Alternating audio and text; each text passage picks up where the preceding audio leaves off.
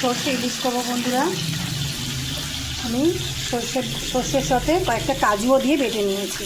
আর ইলিশ মাছগুলো এরকম তেল দিয়ে কালো জিরে দিয়ে এরকমভাবে দিয়ে নিয়েছি। এবারে আমি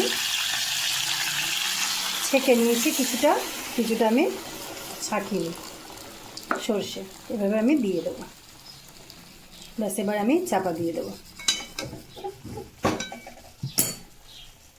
এবার আমি কিছুটা জল দিয়ে দিয়েছি, আমি ঢাকা দিয়ে দেবো।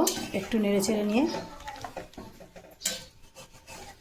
আমি আগে মাছগুলো তেলের পর একটু দিয়ে নিয়েছি। এর সাথে 4টে কাজু দানা আর একটু কালো সর্ষে দিয়ে আর কাঁচা লঙ্কা দিয়ে বেটে নিয়েছিলাম। চাপা দিয়ে ব্যাস, আস্তে আস্তে এটা হোক। এইবার আমি 2টো কাঁচা লঙ্কা দিয়ে দেবো। কাজু দিলে কি বলো তো, ইলিশ মাছের পোস্তটা একদমই তিতো, ইলিশ ওই সর্ষেটা দিয়েছি না, একদমই তিতো হবে না। বেশি না, 4-5টা কাজু দিয়ে দেবে, আর খেতেও খুব টেস্ট হয়। এবার আমার হয়ে গেছে, আমি এটাকে ঢাকা দিয়ে রেখে দেবো।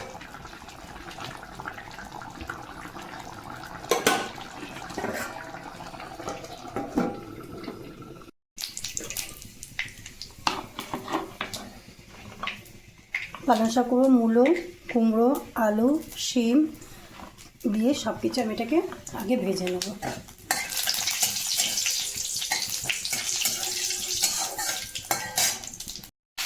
আমি সবজিটাকে আগে সব কিছু দিয়ে সুন্দর করে কষে নেব।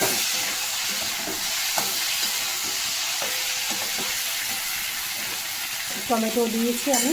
এবারে পালং শাকটা দেবো।